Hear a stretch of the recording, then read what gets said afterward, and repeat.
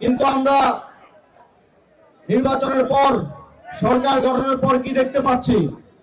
আমরা দেখতে পাচ্ছি সংস্কার নিয়ে এক ধরনের চোর পুলিশ খেলা চলছে। সরকার একদিকে বিরোধী দলকে জুলাই সনদকে সম্মান করব বলে ডেপুটি স্পিকার দেওয়ার কথা বলে ললিপপ দেখাচ্ছে, অন্যদিকে তাদের দলীয় আইনজীবীদেরকে তারা হাইকোর্টে পাঠিয়ে জুলাই সনদ এবং গণভোট অধ্যাদেশকে অবৈধ হিসেবে রায় নিয়ে আসার চেষ্টা করছে। আমরা আপনাদের এই ধরনের চালাকি বুঝতে পারি। আপনারা যদি মনে করেন রাজনীতি একমাত্র আপনারাই বুঝেন এবং বাংলাদেশের মানুষকে দীর্ঘদিনের মতো বারবার বোকা বানিয়ে বাংলাদেশের জনগণের যেই প্রাপ্য অধিকার, বাংলাদেশের জনগণের ভোট দেওয়ার মধ্যে দিয়ে গণভোটে হ্যাঁ ভোটকে জয়যুক্ত করে যেই সংস্কারের অধিকার, সেই অধিকার কেড়ে নিয়ে আপনারা শুধুমাত্র একটা ডেপুটি স্পিকার, ছোট ছোট ললিপপ এগুলো রাজনৈতিক দলগুলোকে দিয়ে বুঝ দেওয়ার চেষ্টা করবেন, আর বাংলাদেশের মানুষ সেটা বুঝবে না। এই ভুলের মধ্যে থাকবেন না। আমরা বাংলাদেশের জনগণ যারা গণভোটে হ্যাঁ ভোটকে বিজয়ী করেছে, তারা জুলাই সনদ বাস্তবায়নের জন্য প্রয়োজনে রাজপথে নামতে প্রস্তুত আছে।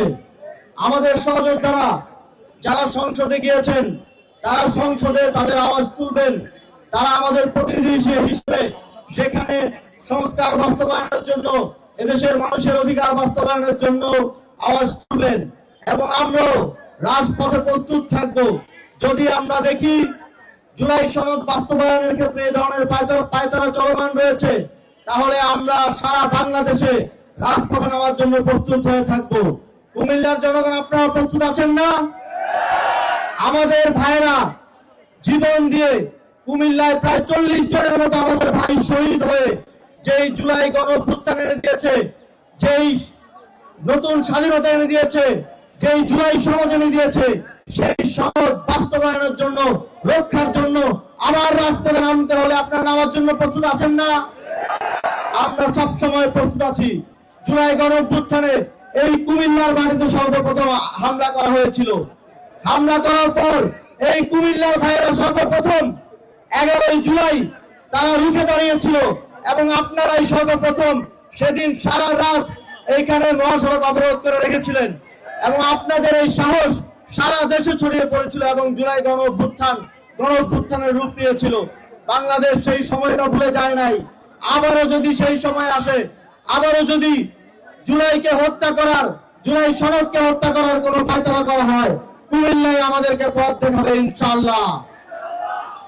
সুতরাং আমরা সরকার দলকে আহ্বান জানাবো, আপনারা আমাদের শহীদদের প্রতি সম্মান জানিয়ে, আপনারা জুলাই গণঅভ্যুত্থানের যেই শহীদদের পরিবার সর্বোচ্চ আত্মত্যাগ করেছে তাদের প্রতি সম্মান জানিয়ে, আমাদের আহত ভাইদের প্রতি সম্মান জানিয়ে সংবিধান সংস্কার পরিষদের শপথ নিন, জুলাই সনদ বাস্তবায়নের দিকে আগান। আমরা আপনাদেরকে সর্বাত্মক সহযোগিতা করব। কিন্তু আপনারা যদি সেটা না করেন, বাংলাদেশের জনগণের সাথে প্রতারণা করেন, তাহলে আপনাদেরকে আজকে স্পষ্টভাবে বলে দিতে চাই, আপনারাও শান্তিতে সরকার পরিচালনা করতে পারবেন না।